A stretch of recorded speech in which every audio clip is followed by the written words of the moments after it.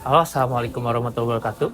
Perkenalkan, nama saya Rizky Fauzi Purlawan, perwakilan dari Kelompok 6 yang beranggotakan Hilman, Mini, Fani, Salsa. Saya akan menjelaskan analisis iklan lintas budaya produk Kopiko di Indonesia dan di Korea Selatan. 1. Latar belakang. Iklan berperan penting dalam dunia pemasaran, tidak hanya sebagai sarana promosi produk tetapi juga sebagai cerminan nilai-nilai sosial dan budaya suatu masyarakat.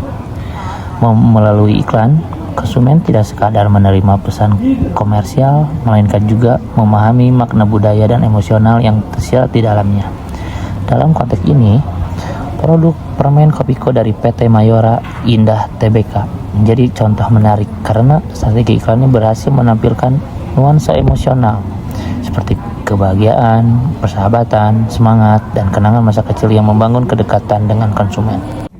Analisis ini menyoroti bagaimana Kopiko menyesuaikan gaya komunikasinya agar sesuai dengan karakteristik budaya masing-masing negara. Fokus utama juga diberikan pada integrasi Kopiko dalam drama Korea populer seperti Hometown Cha-Cha-Cha dan Vincenzo, yang memperkuat citra merek melalui pendekatan naratif dan visual yang efektif dalam membangun brand awareness dan engagement audience global. Selanjutnya ada perbandingan strategi komunikasi iklan. Yang pertama, ada iklan Kopiko di Indonesia. Iklan Kopiko di Indonesia tergolong fast message.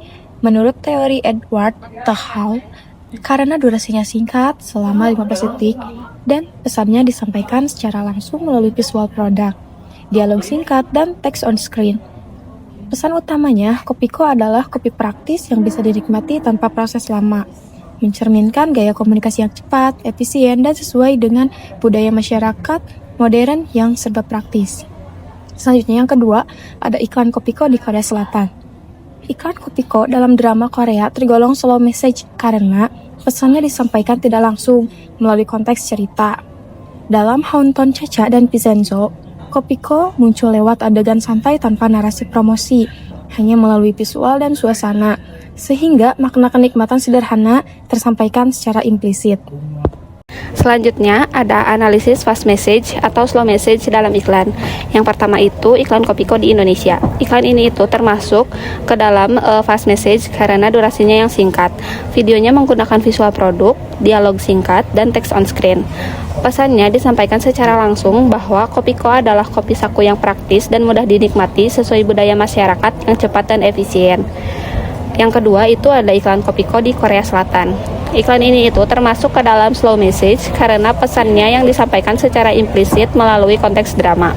Dalam Hometown Cha-Cha-Cha dan Vincenzo, Kopiko muncul dalam adegan santai tanpa narasi langsung, menonjolkan visual produk dan suasana yang menggambarkan kenikmatan sederhana dan kehangatan sosial. Komunikasi high context dan low context. Di Indonesia, iklan Kopiko cenderung memakai gaya komunikasi langsung dan jelas. Pesannya disampaikan apa adanya. Manfaat, kepraktisan, dan rasa kopi dijelaskan tanpa makna tersembunyi, sehingga penonton cepat paham inti iklannya.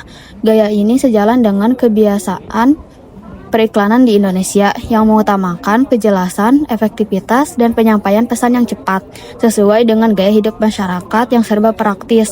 Sedangkan di Korea Selatan, iklan Kopiko tampil dengan gaya high context, pesannya tidak diucapkan secara langsung, tetapi dimasukkan ke dalam alur cerita dan hubungan antar tokoh. Lewat suasana kehangatan, kebersamaan, dan interaksi yang dekat, penonton diajak menangkap makna di balik produk. Cara ini cocok dengan budaya komunikasi di Korea Selatan yang banyak mengandalkan makna tersirat dan hubungan sosial dalam menyampaikan pesan. Untuk kesimpulan, berdasarkan hasil analisis iklan lintas budaya produk Kopiko di Indonesia dan Korea Selatan, dapat disimpulkan bahwa Kopiko berhasil menerapkan strategi komunikasi pemasaran yang adaptif terhadap konteks budaya masing-masing di negara. Iklan Kopiko di Indonesia lebih menonjolkan nilai-nilai kehangatan, kebersamaan, dan kedekatan emosional. Sedangkan di Korea Selatan lebih berfokus pada citra modern, profesional, serta gaya hidup dinamis. Meskipun terdapat beberapa pendekatan, identitas merek Kopiko sebagai permen kopi yang memberikan energi dan semangat tetap konsisten di kedua negara. Hal ini menunjukkan keberhasilan strategi globalisasi, yaitu menjaga konsistensi identitas global sambil menyesuaikan pesan dengan karakteristik lokal. Adaptasi lintas budaya tersebut berperan penting dalam memperkuat citra merek, meningkatkan penerimaan konsumen, serta membangun hubungan emosional yang positif di pasar internasional. Terima kasih.